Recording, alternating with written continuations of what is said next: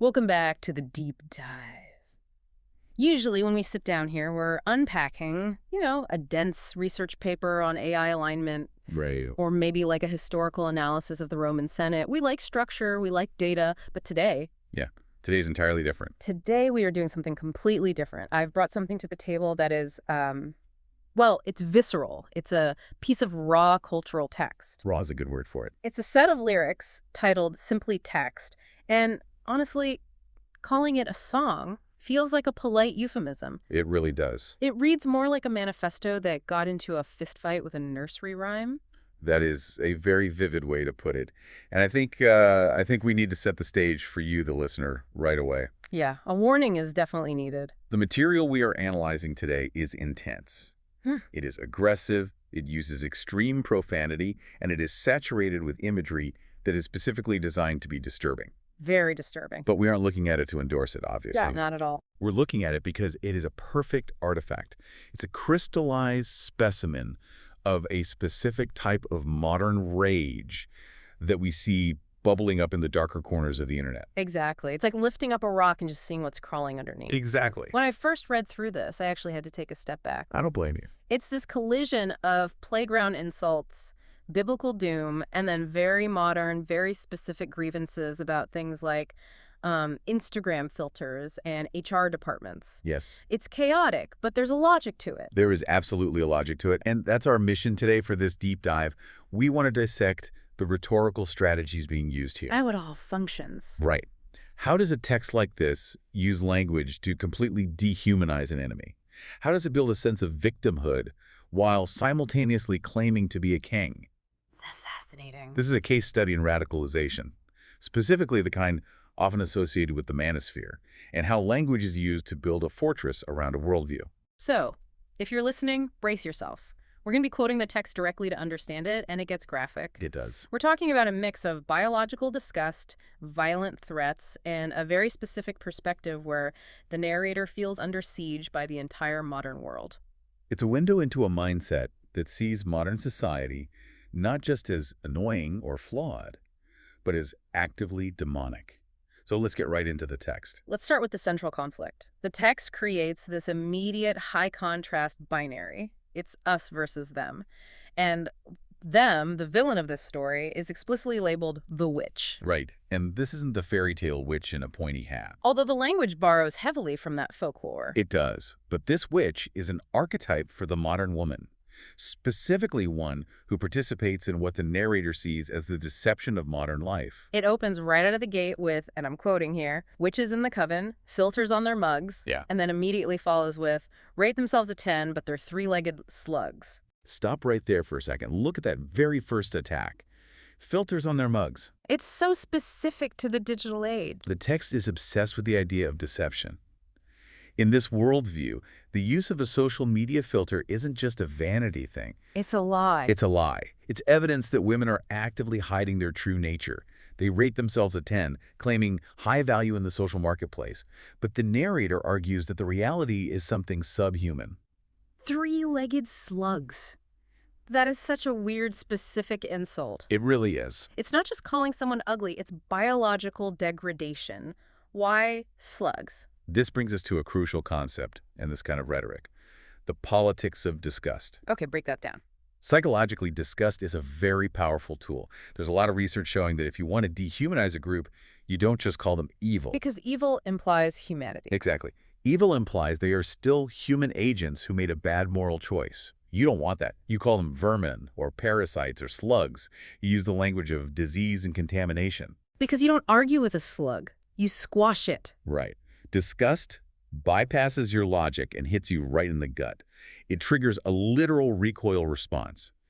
Throughout the text, there's this recurring obsession with slime, snot, and rot. Yeah, the lyrics are filled with lines like, let it rot, which is snot, and referring to women as shriveled things or scum-sucking hags. It's overwhelming. It really feels like the writer is trying to induce a literal gag reflex in the reader. Precisely.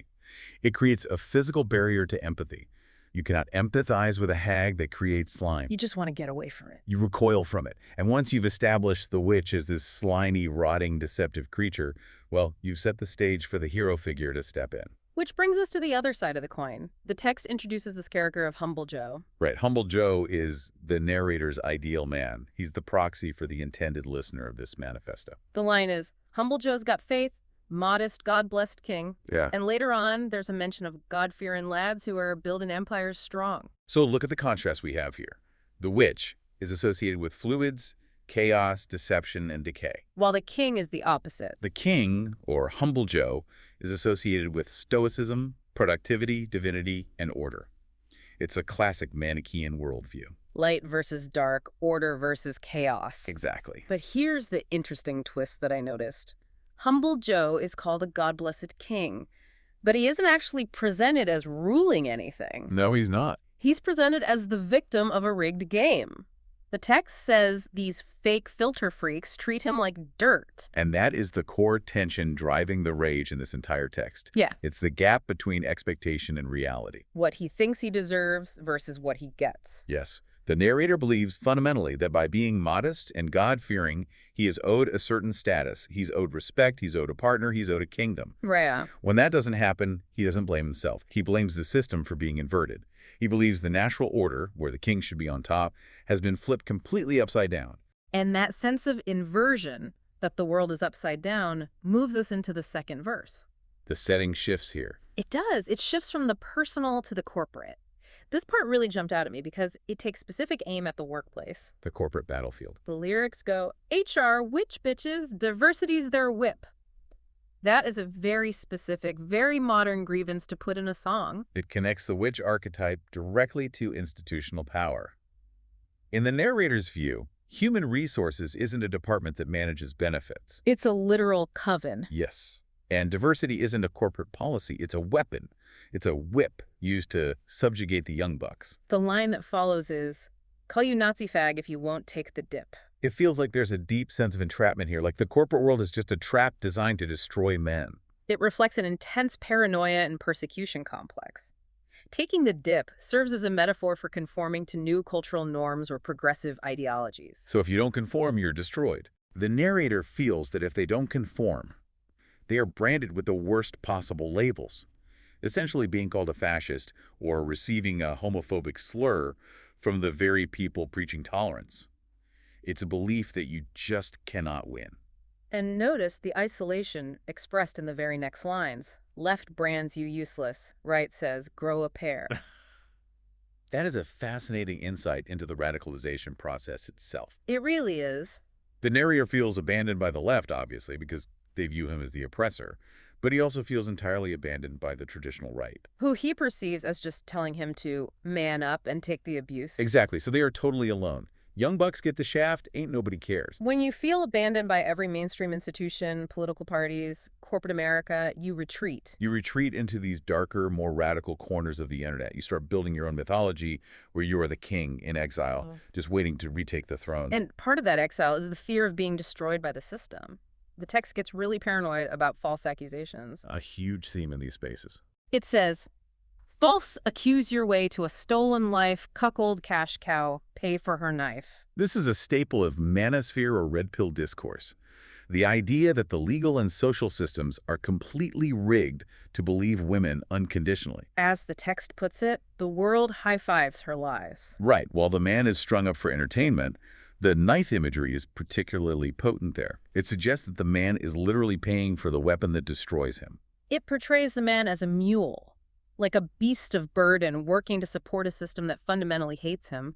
Man's the witch's mule till the scam's undone. It frames all of society as a scam. And this scam extends deeply into the sexual marketplace, which is another massive focus of the text. Oh, absolutely. We have to talk about the dating dynamics presented here. The text brings up very specific internet culture names, Chad and Ty. The archetypal alphas. In this specific lexicon, Chad is the genetic lottery winner. Tall, handsome, dominant. Exactly. The lyrics say the women spread for Chad and Ty but get jack squat. Meanwhile, they completely reject the humble Joe. This is the concept of hypergamy, or at least how this specific subculture defines it. The belief is that women are biologically wired to chase the top percentage of men. The holy alphas. Yes, the holy alphas, even if those men treat them poorly, while completely ignoring the modest, stable provider. The text is incredibly bitter about this. It says, Holy alphas laugh, leave 'em high and dry, leg spreading dregs. But there's also a sense of, I don't know, satisfaction. It's pure schadenfreude. Mm. The text is reveling in the woman's failure. It's saying, you chased the alpha, you got burned, and you entirely deserve it. But then it goes a step further into the spiritual consequences. Yeah, the line, Holy Chad, ghosts you left with vibrator sins, that is a striking phrase. Vibrator sins. It suggests that modern independence or sexual autonomy is actually a form of deep spiritual corruption. It's not just a lifestyle choice, it's a sin. Right. The text argues that feminism, women who scream patriarchy's dead Yeah. while they kneel and beg, Yeah. ultimately leaves them miserable and alone. It describes them having a hex gone wrong. Like they tried to cast a spell of empowerment, but it just backfired on them. But we have to address the darkest part of this sexual dynamic, which is the reproductive rage. Yeah, we do. The imagery used around pregnancy and abortion is, well, it's horrific. It really is. I'm going to quote it, but heads up to you listening, this is visceral. It talks about a blood cauldron between your legs and aborting little tribes. This is where the witch metaphor becomes literal in the text's internal logic. In folklore, witches were often accused of killing children or preventing birth. So it's tying that ancient fear to modern medicine. Exactly. Here, the text equates female reproductive autonomy directly with witchcraft and death. It says, stir your abort stew, sip the slime. It's portraying women not just as promiscuous, it calls them a trampy hoe, but as active destroyers of potential life. Aborting little tribes. That word tribes is doing a lot of heavy lifting. It implies that women aren't just ending a pregnancy, they are actively destroying a man's legacy. As future people. Yes. It frames abortion as a direct attack on the empire these men are trying to build. It's seeing women as gatekeepers of the future who are maliciously slamming the gate shut. Exactly. And because they are viewed as destroyers, as child killers in the narrator's eyes, the text uses that to justify the absolute hatred directed at them. Because if she's killing your tribe, anything goes. Right. If she's doing that, then she deserves the rot and the hell. It removes all the moral breaks. Let's pivot to the theology for a second, because that's another really weird layer to all this. It's very contradictory. We've got humble Joe, who's God blessed, and references to Christ the sky. But then, in the bridge, things take a sudden turn toward Greek mythology. Yes, the mashup is fascinating. It says, but Zeus-style we thunder, bolts aimed at your nest. And earlier it mentions Stocklord's piss gold from our ivory tower, and an alpha's dick altar. It is a very strange theological cocktail. You have the longing for traditional Christian order, the God-fearing lad, but the method of dispensing justice is entirely pagan. It's Zeus. It's thunderbolts. Exactly. Why do you think that is? Why mix Christ and Zeus like that? I think it reveals that the core theology here isn't actually Christianity at all. It's power. It's a might makes right theology. Well, that makes a lot of sense. They want the moral sanction of the Christian God so they can feel righteous, but they actually want the destructive, unbridled power of a Greek god. Christ the sky sounds nice for the bio, but Zeus style gets to actually curb stomp your enemies. Speaking of curb stomping, we really can't ignore the political shout-out in the lyrics. The text mentions a specific real-world figure. Yeah, Charlie Kirk. The line is, Charlie Kirk curb stomped, you'd twerk on the blood. This reinforces that idea of the witch as a chaotic, bloodthirsty entity. The narrator genuinely believes that his political enemies, the witches, actually revel in violence against conservatives. Twerk on the blood. It's such a specific, grotesque image. It combines sexual provocation with extreme, fatal violence. It's designed to make the listener feel that there is no possibility of reasoning with the other side. Because you can't reason with someone who dances on graves. Right. If they would twerk on the blood of a conservative figure, then they are literal monsters. And if they are monsters, you don't debate them. You drop Zeus-style bolts on them. It justifies total war. Which leads us to the way this whole thing is actually delivered. We've talked a lot about the imagery, but we have to talk about the tone, especially the outro. The playground chant. It literally breaks down into a nursery rhyme rhythm. Rot, rot, rot. Snot, snot, snot. And then Dad says, what a slop. This is one of the most jarring stylistic choices in the entire text. You've just had this incredibly heavy talk about abortion, corporate diversity, and empire building, and then it dissolves into this manic, childish chanting. It feels completely unhinged, like the line, ha ha ha, wave by. It's what I'd call infantilized violence. It mimics the taunts of a schoolyard bully. filthy runts, fat fuck fronts. By adopting this childish tone, it mocks the seriousness of its own subject matter. It's a defense mechanism. Exactly. It's saying, I can say the most horrific things about you, and I'm laughing while I do it. It reminds me of the Joker, or specific types of internet trolling. A manic energy that absolutely refuses to be civil. Precisely. It rejects the norms of adult conversation entirely. It acts as a shield. If you criticize it, they can just claim they are just joking, just chanting nursery rhymes. But look at the repetitive use of slurs in that section. Yeah, cunt, slags, runts. It's relentless. It's just hammering those words over and over. That repetition is a bludgeon. It's not trying to persuade anyone with an argument anymore. It's pure verbal assault. It's designed to shock, to offend, and to signal to everyone that the speaker has completely opted out of polite society. So, bringing this all together, we have a text that starts with a complaint about Instagram filters and ends with a nursery rhyme about rotting in hell. It is quite a journey. It really is. So, what does this all mean for us? We've looked at the hatred of the witch, the victimization of the king, the hatred of HR and the system. Why does this actually matter? It matters because this isn't just a random scribbling. It is a distilled version of a worldview that is gaining serious traction in certain digital spaces. It shows us how all these seemingly disconnected grievances link together. Right. It connects the dots between hating your HR department and hating modern dating. Exactly. In this worldview, the HR witch bitch and the girl on the dating app with the filter are the exact same enemy. They are both agents of a system designed to crush the God-blessed king. And it frames modern social norms, things like feminism, diversity initiatives, even just dating app culture, as not just annoying, but as literally demonic. The text literally says, hell's just begun. And that raises a really difficult question. If you view the world this way, if you see half the population as three-legged slugs and witches fueled by abort stew, how do you ever come back from that? Yeah, that's the scary part. The text talks about building empires strong, but the foundation seems to be pure hatred. And that is the provocative thought I want to leave you with today.